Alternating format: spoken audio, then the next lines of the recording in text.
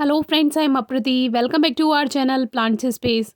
इस बार जो गार्डन में हो रहा है उसको देखकर तो बिल्कुल नहीं लग रहा है कि अब गार्डनिंग हो पाएगी। तो अब करना क्या है वो आगे सोचेंगे, लेकिन उससे पहले हुआ क्या है आज आपको ये बताएंगे। तो हाथ में ये जो आप फूल देख रहे हैं इनके पीछे बहुत मेहनत होती है। पूरे साल की मेहनत होती है। पौधों को गर्मियों से बचाना होता है, बारिश के मौसम से बचाना होता है, और बारिश के मौसम के बाद जब इसमें कलियां बननी शुरू होती हैं तो लगभग 1 महीने उसकी केयर करनी होती है। पूरे 11 महीने के बाद जब दिसंबर में इसके फूल खिलते हैं तो और वो भी 15 दिन के लिए, 15 से 20 दिन का इसका फ्लावरिंग टाइम होता है। केवल 15-20 दिन के लिए हमें पूरे साल की मेहनत करनी होती है और फिर उसमें आपको रिजल्ट मिले तो आपको बहुत खुशी होती है। लेकिन जब रिजल्ट के बाद आपका जितना भी किया कराया काम है उस पर पानी फिर जाए तो बिल्कुल अच्छा नहीं लगता, और फिर ना चाहते हुए भी आप डीमोटिवेट हो जाते हैं। क्योंकि जब सारी मेहनत हमने जिस पल के लिए की है और वो पल आने के बाद ही आपको उसका रिजल्ट ना मिले, ये यहाँ पर बहुत बड़ा गुच्छा था फूलों का, जो कि अब आपको सामने नहीं दिखाई दे रहा होगा। तो ऐसा आजकल हो रहा है। अब क्या है, एक बंदर का ग्रुप आया है नया, तो उसमें 4-5 छोटे छोटे बंदर हैं। उसमें वो गार्डन में बहुत ज़्यादा नुकसान कर रहे हैं और पहले ये गुलदाउदी को नहीं छूते थे। अभी देखिए, एक बंदर आया था, उसने इस गुच्छे पर हाथ मारा, वो तो हमने उसको भगाया एकदम से तो वो भाग गया, नहीं तो वे उसको तोड़कर ले जा रहा था। अब ये कुछ चिढ़ाने के लिए आप कह लीजिए या जानबूझ के इनको नुकसान करना है, ये बहुत ज़्यादा नुकसान कर रहे हैं। पूरी पूरी टहनी इनकी गुलदाउदी की तोड़ गए हैं, पूरे गुच्छे तोड़कर ले जाते हैं। और एक बार इनको भगा दो तो 5-10 मिनट के बाद वापस से आप नीचे आ जाएंगे तो ये दोबारा से आ जाते हैं। ये है मंदारिन का, यानी जो ऑरेंज ऑर्नामेंटल ऑरेंज है उसका प्लांट है। अब ये कुछ दिन से नीचे गिरा हुआ था तो मुझे लगा हो सकता है मिट्टी में ज़्यादा नमी हो, इसकी जड़ गल रही हो, लेकिन मैंने मिट्टी चेक की, इसमें कोई और मॉइस्चर नहीं था। और ऐसा इसलिए हुआ है क्योंकि इस पर जो मंदारिन आ रही थी जो सर्दियों में ऑरेंज कलर की हो जाती हैं, तो वो जब ये तोड़ते हैं तो वो बहुत मजबूत होती हैं, तो जब वो उसको तोड़ते हैं तो ये पूरा प्लांट खिंच जाता है, जिसकी वजह से इसका ये हाल हुआ है। और अब इस पे एक भी मंदारिन नहीं बचा, एक छोटा सा लगा हुआ है, वो भी आजकल में गायब हो ही जाएगा।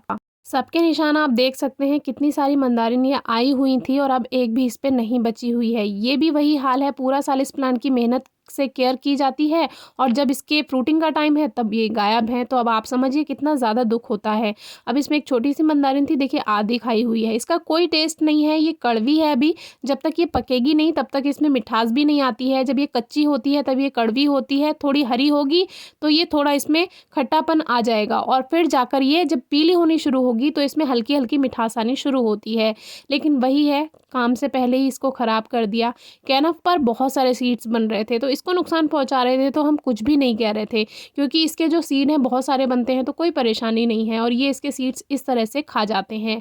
आप 1 मिनट भी नीचे नहीं जा सकते हैं, ये चारों तरफ बैठे रहते हैं। 4 का ग्रुप है इनका, छोटे छोटे हैं, ज़्यादा बड़े भी नहीं हैं।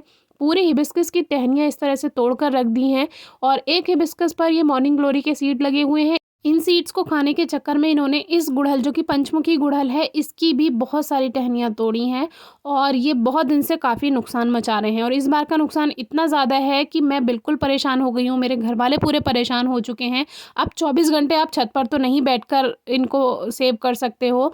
बहुत से लोग कहते हैं कि जाल लगवा लीजिए। पहली बात तो हमारी जो छत है वो बहुत बड़ी है, दूसरी बात यहाँ पर हमें कुछ और कंस्ट्रक्शन वर्क कराना है, इसीलिए जाल भी नहीं लगवाना है अभी।